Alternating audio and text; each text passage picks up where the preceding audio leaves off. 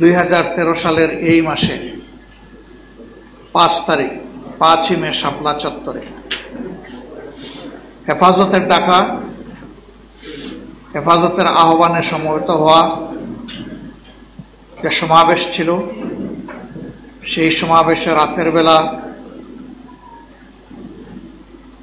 বিদ্যুৎ বিচ্ছিন্ন করে ঘুটঘুটে অন্ধকারের মধ্যে নির্বিচারে মানুষগুলোকে খুন করা হয়েছে। আর তৃতীয় গণহত্যা সংগঠিত হয়েছে জুলাই মাসের অর্ধেক এবং মে মাসের 5 তারিখ পর্যন্ত গেল বছর, আগস্ট মাসের 5 তারিখ পর্যন্ত গেল বছর। এর সাক্ষী গোটা জাতি, বিশ্ববাসী, বিশেষভাবে আমাদের সংবাদ মাধ্যম। এই দীর্ঘ পরিক্রমায় ফ্যাসিবাদের হাতে যারা নির্যাতিত হয়ে জীবন দিয়েছেন, এর মধ্যে রয়েছেন বাংলাদেশ জামাত ইসলামের শীর্ষস্থানীয় 11 জন দায়িত্বশীল, আমাদের অনেক সহকর্মী, বিভিন্ন বিরোধী রাজনৈতিক দলের নেতাকর্মী এবং আলেম ওলামা। আর জুলাই অভ্যুত্থানে সেখানে যারা নিহত হয়েছেন তাদের বেশিরভাগ কর্মজীবী, শ্রমজীবী মানুষ, তার সাথে শিশু, কিশোর, আবাল, বৃদ্ধ বনিতা। আমরা রবের দরবারে দোয়া করি, দেশ এবং জাতির জন্য এই ত্যাগকে আল্লাহ তাআলা কবুল করুন, তাদেরকে আল্লাহ তাআলা শাহাদাতের মর্যাদা দান করুন। পঙ্গু হয়েছেন অসংখ্য মানুষ, পঙ্গুত্বের কষ্ট নিয়ে তারা যেন জীবন্ত লাশ হয়ে অনেকে আছে। মেরুদণ্ডে আঘাত নিয়ে অনেকে প্যারালাইজড হয়ে নিজের ঘরের বিছানায় কিংবা হাসপাতালে কাতরাচ্ছে। আবার অনেকের অবস্থা তার চেয়ে খারাপ। তাদেরকে পরিবারের সামনে থেকে তুলে নেওয়া হয়েছে, ব্যবসা প্রতিষ্ঠান থেকে, কর্মস্থল থেকে তুলে নেওয়া হয়েছে। তাদের অনেকেরই খোঁজখবর আজ পর্যন্ত নেই। সৌভাগ্যবান অল্প কিছু মানুষ কেবল ফিরে এসেছেন কথিত জল্লাদখানা আয়নাগর থেকে। বাকিদের সন্ধান তাদের আপনজন, প্রিয়জন, সহকর্মীরা জানে না তারা কোথায় আছে। অসংখ্য মানুষকে তাদের ন্যায্য কর্মস্থল, চাকরি থেকে তাড়িয়ে দেওয়া হয়েছে, রিজেক্ট কেড়ে নেওয়া হয়েছে।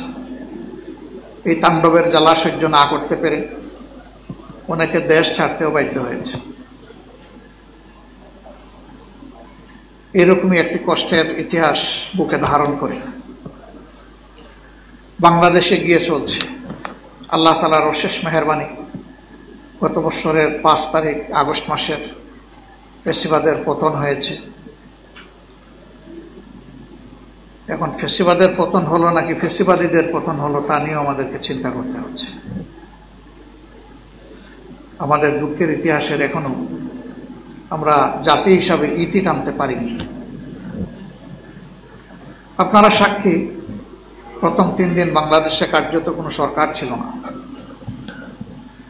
এরকম পরিবর্তন যে সমস্ত দেশে সংগঠিত হয়েছে সেখানে ব্যাপক জানমালের ক্ষয়ক্ষতি হয়েছে। আমরা পারিপার্শ্বিক এই ঘটনাবলী থেকে শিক্ষা নিয়ে খুবই অনুভব করছিলাম জাতিকে শান্তি শৃঙ্খলা দিকে আহ্বান করা, ধৈর্য ধরার জন্য আহ্বান করা প্রয়োজন। আমরা 5 তারিখ রাত্রেই সেই কাজটি করেছিলাম। প্রথমে আমরা আমাদের দলীয় সহকর্মীদেরকে অনুরোধ করেছিলাম সবাই যেন শান্ত থাকে, ধৈর্য ধরে এবং দেশকে স্থিতিশীল পরিবেশে ফিরিয়ে আনতে সহযোগিতা করে। এর পাশাপাশি আমরা দেশবাসীকেও আহ্বান জানিয়েছি। আমাদের মতো অন্যান্য দলও সে আহ্বান জানিয়েছে, যার ফলশ্রুতিতে আমরা লক্ষ্য করি অন্যান্য দেশে এ ধরনের পরিবর্তনের পর যা ঘটেছে সেই তুলনায় বাংলাদেশে তেমন কিছুই ঘটেনি। এরপরেও বিচ্ছিন্ন যা ঘটেছে এটাকে আমরা সমর্থন করি না, কারণ সেদিনই আমরা বলেছিলাম আমরা আইন হাতে তুলে নেব না। যারা ক্ষতিগ্রস্ত, যারা ভিকটিম, তারা অবশ্যই ন্যায় বিচার পাওয়ার অধিকার রাখেন এবং প্রতিকার চাইতে হবে আইনি পন্থায়, নিজের হাতে আইন তুলে নিয়ে নয়। আলহামদুলিল্লাহ, আমাদের সহকর্মীরা আমাদের ডাকে সাড়া দিয়েছেন। দুই এক জায়গায় তার হালকা ব্যতিক্রম যেটা ঘটেছে, সংগঠন এখানে যথাযথ পদক্ষেপ নিয়েছে, কারো মুখের দিকে তাকায়নি। কারণ আমরা কোনো বিশৃঙ্খলাকে সমর্থন করি না, এবং সমাজে যারা বিশৃঙ্খলা সৃষ্টি করে তাদেরকে আমরা লালন পোষণ করি না। এ পরিবর্তনের পর আমাদের প্রথম অগ্রাধিকার ছিল ক্রন্দনরত শহীদ পরিবারগুলোর পাশে যাওয়া, দাঁড়ানো। দল হিসাবে নিশ্চয়ই আমাদের সীমাবদ্ধতা আছে, তারপরেও মানবিক দায়বোধের জায়গা থেকে আমরা চেষ্টা করেছি প্রত্যেকটি শহীদ পরিবারে পৌঁছে যাওয়ার, তাদেরকে সান্ত্বনা দেওয়ার এবং একটা সংগঠন হিসাবে যতটুকু সম্ভব সেই সাপোর্টটুকু তাদেরকে আমরা দেওয়ার চেষ্টা করেছি। আমরা কৃতজ্ঞ, তারা আমাদেরকে সুযোগ করে দিয়েছেন সেখানে যাওয়ার, এবং আমাদের সাপোর্টও তারা অনুগ্রহ করে গ্রহণ করেছেন। তারা গ্রহণ না করলে আমরা এই সুযোগটা নিতে পারতাম না। এই জন্য আবারও তাদের প্রতি আমরা কৃতজ্ঞতা জানাই। এরপরে অগ্রাধিকার আমাদের ছিল আহত এবং পঙ্গু যারা হয়েছেন তাদের দিকে নজর দেওয়া। কিন্তু এই চাপটা এত বিশাল, আমাদের হিসাব মতো 24,000-এর ঊর্ধ্বে মানুষ মারাত্মকভাবে আঘাতপ্রাপ্ত হয়েছে, ক্রিটিক্যালি ইনজোর্ড। তাদের আঘাত খুবই ভয়াবহ, খুবই মারাত্মক, খুবই গভীর। এদের মধ্যে প্যারালাইজড ভাই বোনেরাও আছে। এই চ্যাপ্টারে আমরা খুব বড় কিছু করতে পারিনি, কিন্তু আমরা তাদের সাথেও আছি। কিভাবে তাদেরকে দেশের ভিতরে চিকিৎসা সর্বোচ্চটা দেওয়া যায় এবং বিদেশে পাঠানোর জন্য সরকার কি উদ্যোগ নিতে পারে, আমরা সেই ব্যাপারে সরকারকে অনুরোধ করেছি, সহযোগিতা করেছি, চাপ প্রয়োগ করেছি। আমরা এটা অব্যাহত রাখছি, কারণ তাদেরই ত্যাগের ফসল আজকের পরিবর্তিত বাংলাদেশ। জাতি হিসাবে সকলেই আমরা তাদের কাছে কৃতজ্ঞ। এরপরে আপনারা জানেন যে সেই আগস্ট মাসে শুরু হয়ে গেল আমাদের বৃহত্তর নোয়াখালী এবং কুমিল্লা অঞ্চলে একেবারেই অপ্রস্তুত অবস্থায় ভারত থেকে চলে আসা ঢলের পানিতে বন্যা, এবং সেই বন্যায় ইতিহাসের সকল রেকর্ড ভঙ্গ করে মানুষকে স্তম্ভিত করে দিল, বাস্তুহারা করে দিল। আমরা সাথে সাথেই ওই দিন থেকেই চেষ্টা করেছি আমাদের সীমিত সামর্থ্য নিয়ে বন্যা কবলিত মানুষের পাশে রাখা। আমরা পারিনি তাদের সকল দুঃখ দূর করতে, কিন্তু আমরা পেরেছি এই কথাটি বলতে যে আমরাও আপনাদের কষ্টের অংশীদার। যদি এটুকু আমাদের উপস্থিতি তাদের জন্য সামান্য সান্ত্বনার কারণ হয়, আমরা আল্লাহ তাআলার শুকরিয়া আদায় করি, আলহামদুলিল্লাহ। বাংলাদেশ জামাত ইসলামী একটি কল্যাণ রাষ্ট্র গঠনের উদ্দেশ্যে কাজ করে যাচ্ছে। এই জন্য যেখানেই জনগণের ভোগান্তি, আমরা চেষ্টা করি সেখানে সবার আগে সাড়া দেওয়ার। হয়তো বা সবসময় পারি না, কিন্তু আমরা চেষ্টা করি, কথা আমরা বলতে পারি। সমাজে ঘটে যাওয়া বিভৎস ঘটনাগুলোতেও আমরা চেষ্টা করি মানবিক অন্তর নিয়ে সাড়া দেওয়ার। সম্প্রতি মাসগুলোতে এই ধরনের কিছু ঘটনা আপনারা প্রত্যক্ষ করেছেন। সাংবাদিক বন্ধুগণ, বাংলাদেশ আমাদের সকলের। এই দেশকে ভালোবাসলে নিজেকেই ভালোবাসা হবে।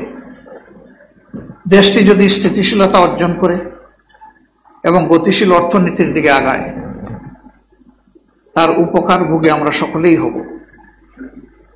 কিন্তু দেশে যদি কোনো অস্থিরতা বিরাজ করে, যদি তার অর্থনীতি মুখ টুকরে পড়ে, তাহলে আমরা সকলেই ক্ষতিগ্রস্ত হব। এই জন্য এখানে নাগরিক হিসেবে আমাদের সকলের দায় রয়েছে। তবে পরিবর্তনকামী একটি গঠনমূলক দল হিসেবে আমরা মনে করি জামাতের দায় অনেক বেশি। এই জন্য আমরা সবসময় ইতিবাচক দৃষ্টিভঙ্গি থেকে এই বিষয়গুলোকে দেখার চেষ্টা করি। এই পরিবর্তনের সাথে সাথে আপনারা লক্ষ্য করেছেন 6 তারিখ থেকে আমাদের সাংগঠনিক ভলান্টিয়ার ভাইয়েরা সকল ধর্মীয় প্রতিষ্ঠান, যারা চেয়েছেন তাদের ব্যবসা প্রতিষ্ঠান, যারা চেয়েছেন তাদের বাড়িঘরে আমরা আমাদের স্বেচ্ছাসেবক দিয়ে পাহারা দিয়েছি একটানা 15 দিন।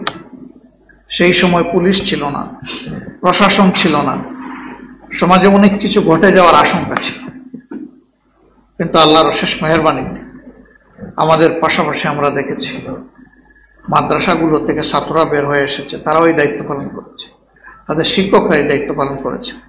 কিছু কিছু সংগঠনের কিছু ভলান্টিয়ারকে আমরা বিভিন্ন জায়গায় দেখতে পেয়েছি।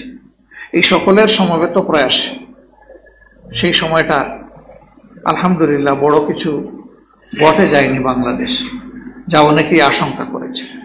সকল আশঙ্কাকে উড়িয়ে দিয়ে একটি নতুন ইতিহাস রচিত হয়েছে যে এই জাতি সহনশীল জাতি, এই জাতি পরস্পরের জীবন, সম্পদ এবং সম্মানের প্রতি শ্রদ্ধাশীল একটা জাতি। তারপরে বাইরে গিয়ে যারা নিজ দায়িত্বে কিছু কাজ অপকর্ম করেছেন, আমরা তাদের বিচার এবং শাস্তি দেব। এরা কেউ যেন বিচার এবং শাস্তির আওতার বাইরে না থাকে।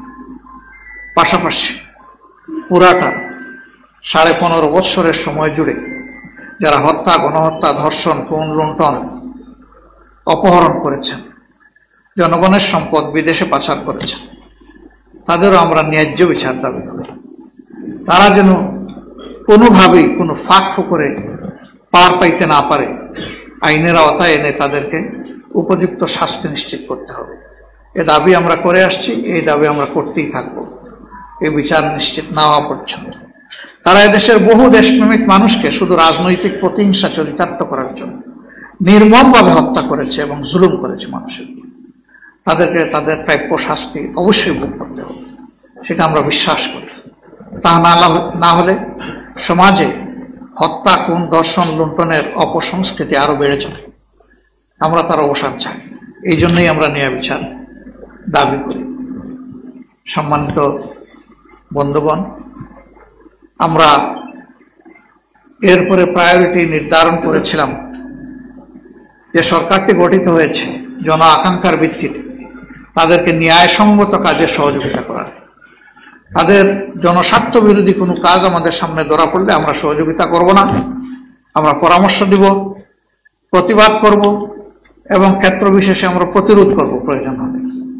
এটি ছিল আমাদের নীতি এবং এই নীতি আমরা অনুসরণ করে চলছি। এই জন্য দেখবেন সরকারের সকল গৃহীত পদক্ষেপে আমরা ইয়েস বলি না। আমরা যেখানে দেখি জনস্বার্থ বিঘ্নিত হচ্ছে সেখানে কিন্তু আমরা আমাদের আপত্তি উত্থাপন করি, প্রতিবাদ জানাই, কর্মসূচি পালন করি। আমরা এর ভিত্তিতেই সরকারকে সহযোগিতা করার পক্ষে। এটি কোনো দলীয় সরকার নয়, কিন্তু মাঝে মাঝে সরকারের কিছু উপদেষ্টা অনাকাঙ্ক্ষিত কিছু আচরণ করেন, আমরা বিস্মিত হই এবং এই ধরনের অনাকাঙ্ক্ষিত আচরণ থেকে অবশ্যই তাদেরকে বিরত থাকতে হবে। রাজনৈতিক বক্তব্য দিতে হলে ওখান থেকে বের হয়ে এসে দেন, ওখানে থেকে নয়। রাজনীতি করার আপনার অধিকার আছে, যেমন অধিকার আমার আছে, কিন্তু একটি দল নিরপেক্ষ অন্তর্বর্তী সরকারের অংশ হয়ে যদি কেউ রাজনীতি করেন, এটা জাতি মেনে নেবে না, এটা জাতি চায় না। এই সংস্কৃতি বন্ধ হওয়া উচিত। এই জাতি একটি নিরপেক্ষ, সুষ্ঠু, বস্তুনিষ্ঠ নির্বাচনের জন্য অপেক্ষা করছে। এক্ষেত্রে অনেকেই তাদের দৃষ্টিভঙ্গি তুলে ধরেছেন, আমরা আমাদের দৃষ্টিভঙ্গি জনগণের সামনে তুলে ধরেছি। আমরা বলেছি অবশ্যই নির্বাচনটি সুষ্ঠু এবং বস্তুনিষ্ঠ হতে হবে। এই সুষ্ঠুতা এবং বস্তুনিষ্ঠতার স্বার্থে কতিপয় সংস্কার অবশ্যই সাধন করতে হবে। এ বিষয়ে আমরা আমাদের সুপারিশমালা সংশ্লিষ্ট কমিশনগুলোর কাছে আমরা পেশ করেছি। তারা আমাদের সাথে বসা শুরু করেছেন, আরো সিরিজ অফ মিটিং আমাদের সাথে তাদের হবে। এর মধ্য দিয়ে আমরা আশা করি আমাদের মতো অন্যান্য দলের সাথেও তারা বসছেন, একটা সুন্দর সমাধান এখান থেকে বের হয়ে আসবে। আমরা সকল দলের প্রতি আহ্বান জানাবো, রাজনীতি নিজের জন্য নয়, রাজনীতি দেশ এবং জনগণের জন্য। তাই দেশ এবং জনগণের বৃহত্তর স্বার্থকে সামনে রেখে আমরা যেন সংস্কার কাজে মন খুলে আমরা সহযোগিতা করি। আমরা যত বেশি সহযোগিতা করব, তত বেশি জাতি উপকৃত হবে, ততটাই আগামী নির্বাচনটা সুষ্ঠু এবং সুন্দর হবে। আর এখানে যদি সহযোগিতার কোনো ঘাটতি হয়, তাহলে সব কিছু চ্যালেঞ্জে পড়ে যাবে, অনিশ্চিত হয়ে যাবে। আমরা চাই না জাতীয় জীবনে আরেকটা অনিশ্চয়তা আসুক। ইতিমধ্যে আমরা এও বলেছি যে অবশ্যই পারপিট্রেটর যারা, অপরাধী যারা, তাদের বিচারটাও দৃশ্যমান হোক, জাতি এটা দেখতে চায়। এই স্বল্প সময়ে সব বিচার করা সম্ভব নয়, এটি আমরাও বুঝি, কিন্তু কিছু বিচার তো করতে হবে। জাতির মনে আস্থা তৈরির জন্য প্রধান যারা অপরাধী, তাদেরকে বিচারের আওতায়নে দৃশ্যমান কিছু জাতির সামনে অবশ্যই উপস্থাপন করতে হবে। সরকারের চেষ্টায় আমরা তাদের নিয়ত দেখা আমাদের দায়িত্ব না, কিন্তু দুর্বলতা আমরা লক্ষ্য করি। আমরা আরো গতি চাই, তারা আরো বেশি তৎপর হয়ে এই কাজটা সম্পন্ন করবেন, এটা আমরা দেখতে চাই। যদি এদের বিচার হয়, তাহলে আগামী নির্বাচনেও কালো টাকা এবং পেশি শক্তির যে প্রভাব, সেইটা খাটানোর দুঃসাহস হয়তো বা কেউ দেখাবে না। কিন্তু বিচার যদি না হয়, এর আশঙ্কা তো থেকেই যাবে। সম্মানিত ভাইয়েরা, আমরা এই নির্বাচনকে অর্থবহ করার জন্য এবং জনমতের শতভাগ প্রতিফলন ঘটানোর জন্য আমাদের দেশের পবিত্র পার্লামেন্টকে কোয়ালিটি সম্পন্ন পার্লামেন্ট করার জন্য, পেশি শক্তি এবং কালো টাকার প্রভাব থেকে মুক্ত করার জন্য আমরা বলেছি পিআর সিস্টেমে নির্বাচন হতে হবে। বিশ্বের 62 দেশ এটা অনুসরণ করে এবং বেশিরভাগ দেশ হচ্ছে উন্নত দেশ বলে যারা পরিচিত, তারা সুফল পেয়েছে। এটা যারা একবার শুরু করেছে তারা আর বাদ দেয়নি। আমরা ট্রেডিশনাল নির্বাচন পদ্ধতি দেখে আসছি, তার মাধ্যমে সংসদের ভিতরে আইন প্রণেতা হিসাবে এমন ব্যক্তিরাও যান, আমি তাদের প্রতি শ্রদ্ধা রেখেই বলতে পারি, মেয়ের লেখা স্ক্রিপ্টও যারা পড়তে পারেন না, তারাও সেখানে ঢুকেন সংসদ সদস্য হিসাবে। তারা কি আইন রচনা করে বাংলাদেশের মানুষকে দিবেন? তারা কোন আইনটির সংস্কার সাধন করার মতো এবিলিটি রাখেন? তারা হয়তো অন্য কাজের জন্য স্ব ক্ষেত্রে তারা খুবই গুরুত্বপূর্ণ, কিন্তু এই জায়গাটা তো আইন প্রণয়নের জায়গা, আইন সংস্কারের জায়গা। এই জায়গাটায় অবশ্যই ওরকম ক্যাপাসিটি যাদের আছে তাদেরই যাওয়া উচিত। এই জন্য আমরা বলেছি যে আনুপাতিক প্রতিনিধিত্ব হিসাবেই সেখানে যাবে লোকেরা। ভোট যে যত পার্সেন্ট পাবে সেই হারে সে আসন পাবে। এতে করে কোনো দলকে ছোট এবং বড় বলার কারো সাহস হবে না। দল দলই, ছোট কি আর বড় কি, এবং কোনো দল কারো দয়ার পাত্র হবে না। সে তার নিজের পায়ে দাঁড়িয়ে সামনের দিকে এগিয়ে যাবে। যদি তার পা মজবুত না হয়, আগামীতে মজবুত করার চেষ্টা করবে, জনসমর্থন বাড়ানোর চেষ্টা করবে, জনসম্পৃক্ত কাজে সে আরো বেশি নিজেকে পেশ করবে। আমরা এই বিষয়ে জাতির সামনে স্পষ্ট করেছি। সরকার চেষ্টা করছেন দেশকে গঠনমূলক ধারায় ফিরিয়ে আনার জন্য। তারা যেটুকু চেষ্টা করছেন, এইটুকুর জন্য আমরা তাদেরকে মোবারকবাদ জানাই। কিন্তু মাঝে মধ্যে কিছু ব্যতিক্রম এবং ব্যত্যয় ঘটে।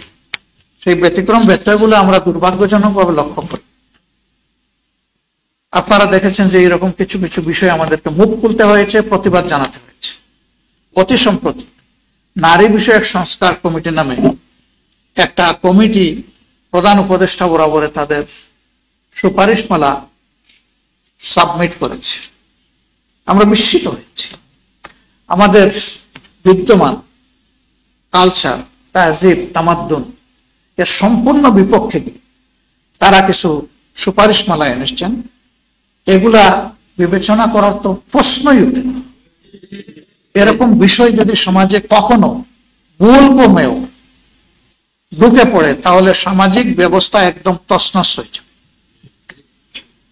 আমাদের একটা পারিবারিক সুন্দর ব্যবস্থা আছে, সেই ব্যবস্থায় চরম আঘাত আসবে।